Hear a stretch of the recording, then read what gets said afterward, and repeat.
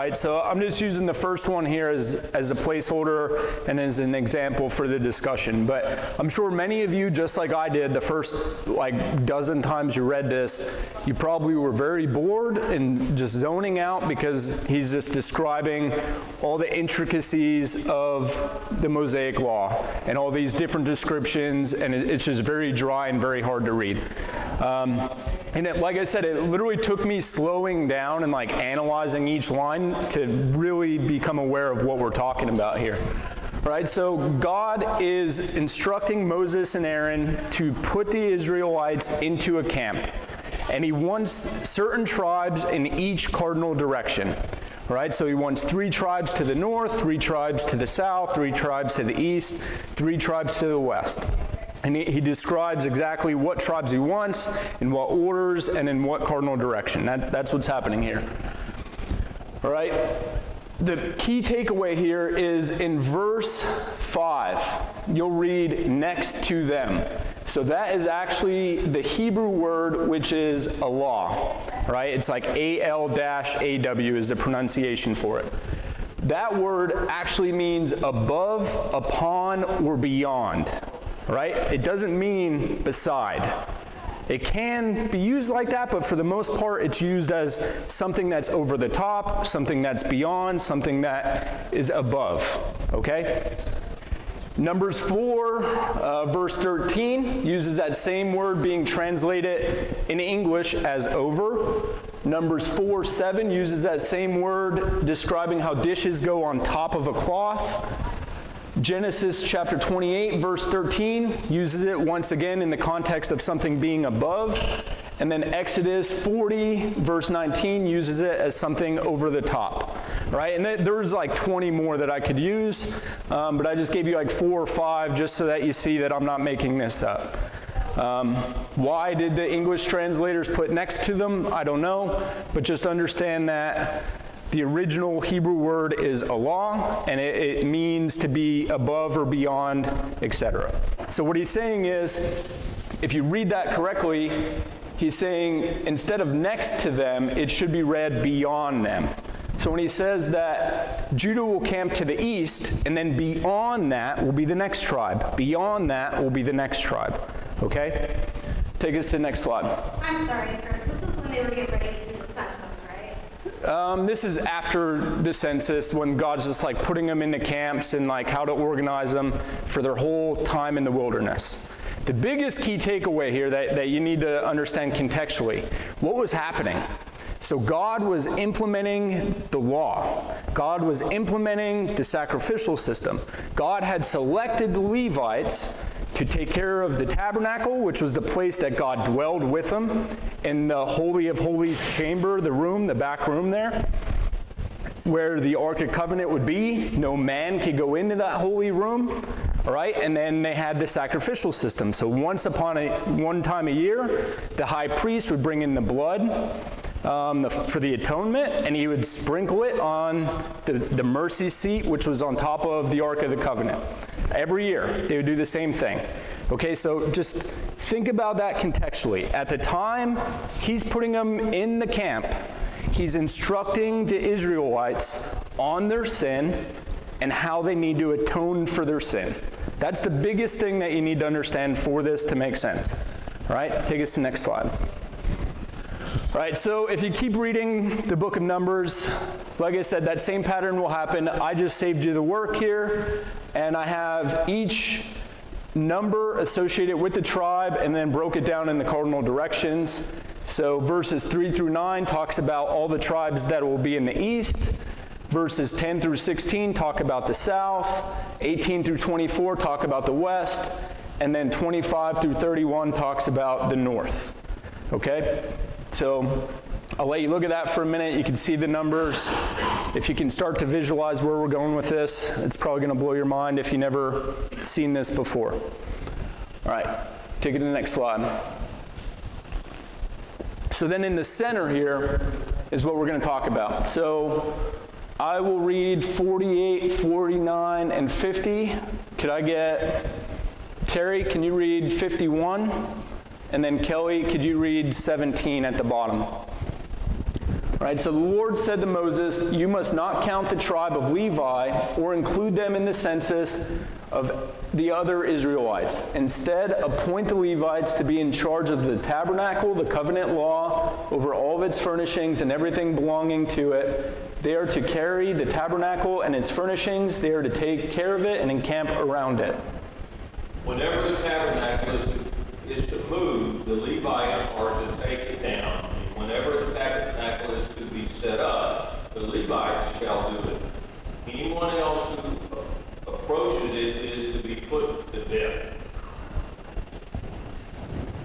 Then the tent of meeting and the camp of the Levites will set out in the middle of the camps.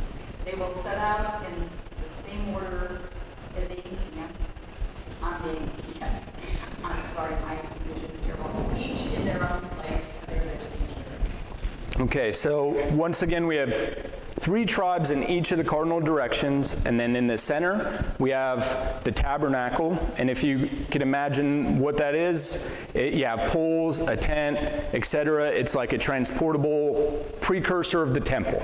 Okay, so that's where God dwells with the Israelites while they're traveling in the wilderness.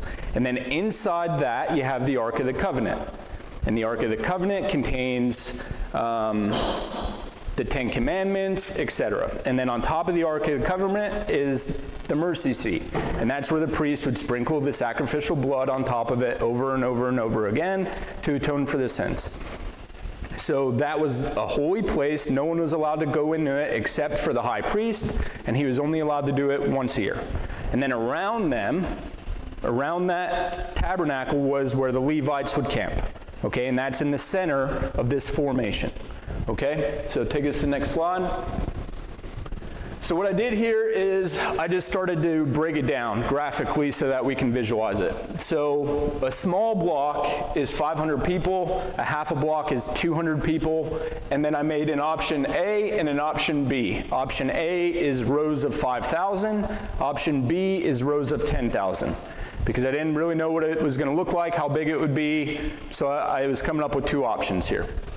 All right, and then I do this for every single tribe. All right, keep going.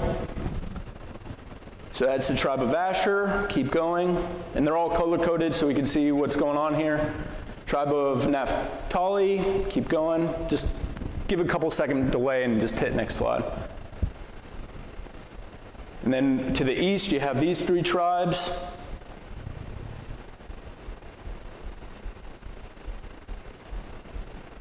So that's what it looks like of those 3 tribes in the east, okay, with option A and option B, depending on which model you go with.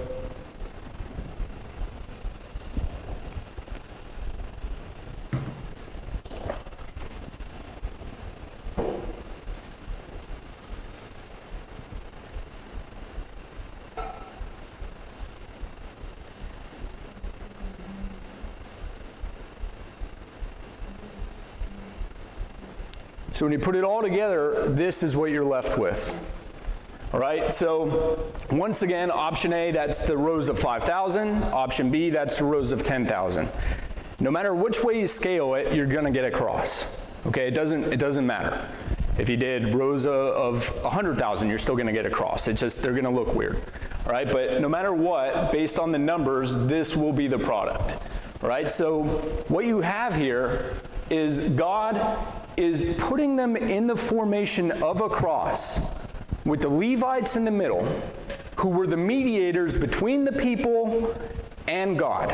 The priest, the high priest, was the mediator, the real go-between, to atone for the sins of the Jews with the sacrificial blood to God. All right, and they are in the center of this cross formation. So as God is teaching them the law, as God is making them aware of their sin, and as God is instructing them on how to atone for their sin, he's putting them in a formation of how he will make his final atonement for sin. And just how the priests were in the center, and the tabernacle was in the center where God dwelled with them, just as on the cross, Jesus is on the cross. So in this formation, God was in the middle, The mediator was in the middle, and the final sacrifice, how to atone for sin, was in the middle. When you get to Jesus, that same thing is in the middle. God is once again in the middle of the cross. The mediator for us and God is on the cross in the middle. The sacrificial blood is once again in the middle of the cross. All 1,500 years before Jesus Christ was even born. 1,500 years, or 1,000 years, before crucifixion was even invented. God was showing them his final plan from the very beginning, the very onset of it. All right, and then it gets even crazier if you think about this. So go ahead, Tracy. Just a question. I understand every word you're saying, and I'm not disputing it. How did you come up with a cross? Because my Bible has a map in it where it makes like a rectangle. Sure. And everything's still centered around the tabernacle. Exactly. But how did you come up Because with like a cross? people that put it in the square formation are taking the word literally. So when it says next to them, they're putting the three tribes next to each other because they're not using the original Hebrew word, which was Allah, which meant above, beyond, or, on top of. All right? And then secondly, it's not just me playing wordisms with that. Once again, it's used like 20, 30, 40 times in that context, and it is translated correctly later. But then also, you were in the military, you understand how formations work. Every single day, they have to set this camp up, and every single day they have to leave the camp. And God gives them an order of movement in the book of Numbers. Basically, they're going to lead out from the east, and then all the other three tribes are going to flow behind them. This would make the most sense. If I were going to be in charge of this formation, that's how I'd put them in it. Because literally the east can literally just move out. They're already in formation. When they get to where they're going, they just stop, and then everyone else comes in behind them and sets up accordingly. If you were to put it in a block formation, can you go back to the main number slide where you had everybody together? Oh, the numbers of the block. Keep going backwards.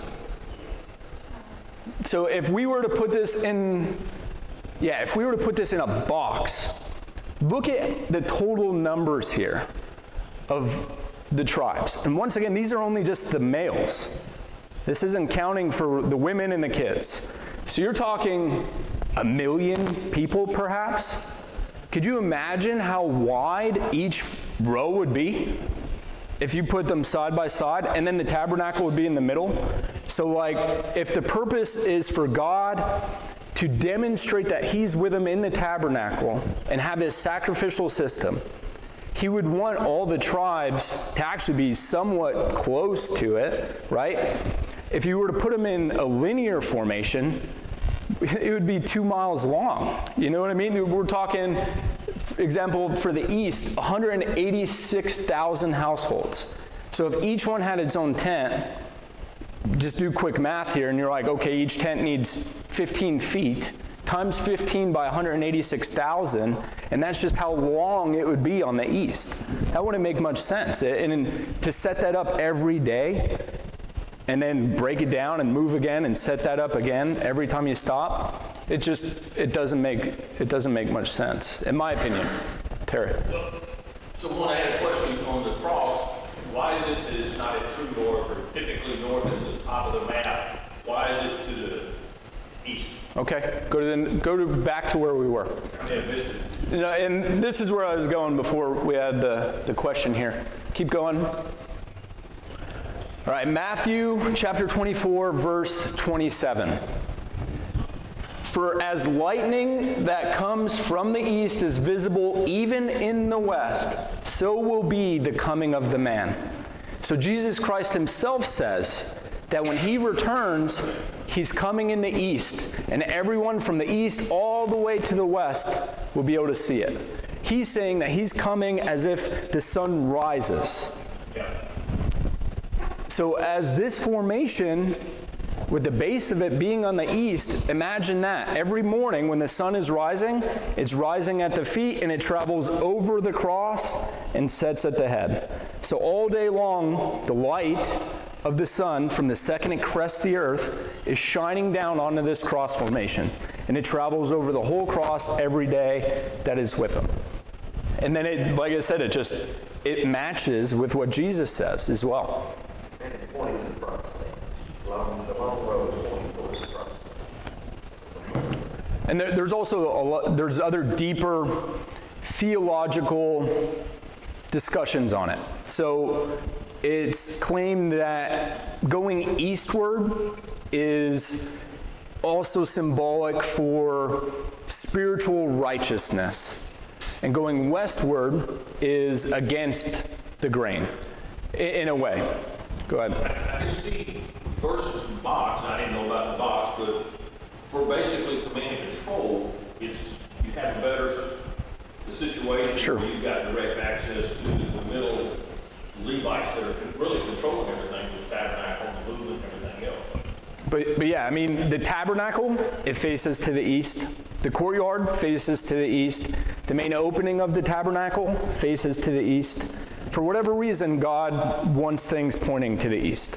And that just also happens to be where the sun comes up. So maybe every morning when the sun comes up and you see that, it just brings God glory. I don't know. But there's something there. When I was studying this, there was a bunch of deep theology on the symbolic representation of east, matching the righteousness of God and how he uses it in different things.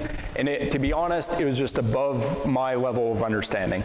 Like, I'm just not at a place yet to understand that just yet. But And we're also told that at the second coming, when Jesus enters into Jerusalem, he's coming in through the eastern gate. He approaches Yeah. on the second coming from the east. yeah, so that's it. I know it was a super short class. Can I just add, Go ahead, Jeff. each of the tribes had their own standard or flag. And when you look at ancient Judaism, you look at some of the writings, we know what those standards were. So the four primary tribes that are immediately surrounding the tabernacle, their standard was, one of them was Judah. Their standard was a lion. We have a lion, we have a man, we have a bull, and we have an eagle. Those were the four standards that surrounded the tabernacle. Right? So that's why God picked those particular tribes. And if you'll recall, those are the four faces of the cherubim that both John sees and Ezekiel sees. Right? They have those four faces. And we've talked about how that corresponds to the four things that Jesus would accomplish in his incarnation. And we see that corresponded to and correlated to the four Gospels. Why we have four Gospels and only four Gospels? Because each of the four Gospels represents one of those things that are represented by the standards and the faces of the cherubim. Matthew presents him as the King of the Jews, the Lion of the tribe of Judah. Matthew presents Jesus as the King. Mark presents Jesus as the perfect servant of Jehovah. That's signified by the bull. Luke presents Jesus as the perfect symbol of a man, which is symbolized by the standard of a man. And John presents Jesus in his totality, in his dual nature, both God and man. And that's symbolized by the eagle standard. So those are the four things that Jesus would accomplish and do in his incarnation. And it was modeled all the way back here as Chris is going through. Right? Not only in the cross, but the visual that you should take away from this is it's at the cross where our mediator, where our Redeemer brings his blood into the very throne room of God. That's what those faces are symbolizing. That God's presence is in that Holy of Holies. And as the author of the book of Hebrews tells us, the high priest had to do it once a year, every year. But our high priest has done it. Remember what he's talking about? We have a better high priest? Because he did it once for all. He went behind the curtain and brought his own blood.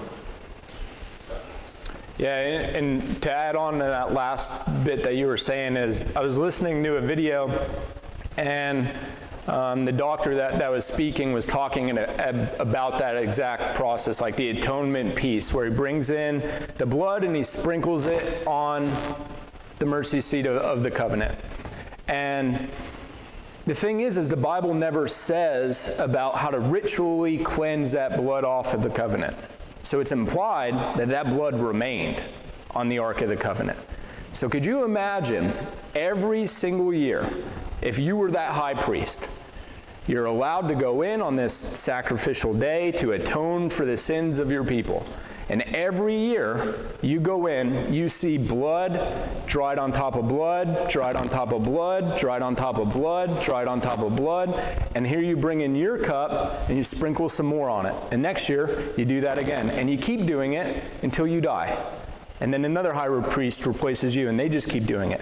And the whole time you're in this formation of a cross, you must be thinking that this way that God is proposing for us to atone for our sin, there has to be something more to this.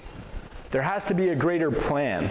There has to be a better way in the future of doing this, because this clearly doesn't work. Like, we keep sinning, we keep breaking the law, and every year I have to sprinkle more blood on this thing, and every dried blood stain is a reminder of our own sinful nature, our own transgression against God. The whole thing just points to a final sacrifice because we're incapable of doing it ourselves. And it's just fascinating that when, like, you see this, and, like, they didn't know they were in a cross. You know, like, they didn't have a drone that they could fly up in the air and look down and see. But, like, maybe if one of them went up to the mountains to go, you know, check on some sheep or whatever and look down, they would see a cross. But, like, it's wild to see how God works. And this is just one of many representations of Christ in the Old Testament that, you know, just leads to Christ. The whole book points to Christ. The whole book points to the ultimate sacrifice and the ultimate atonement of sin. But that's all I got. I know it was a short class. Tracy? Sorry. No, you're good. We have 20 minutes. 15 minutes. The tribes, does that correlate at all with how the land is divided when they enter the promised land? I don't know. Jeff?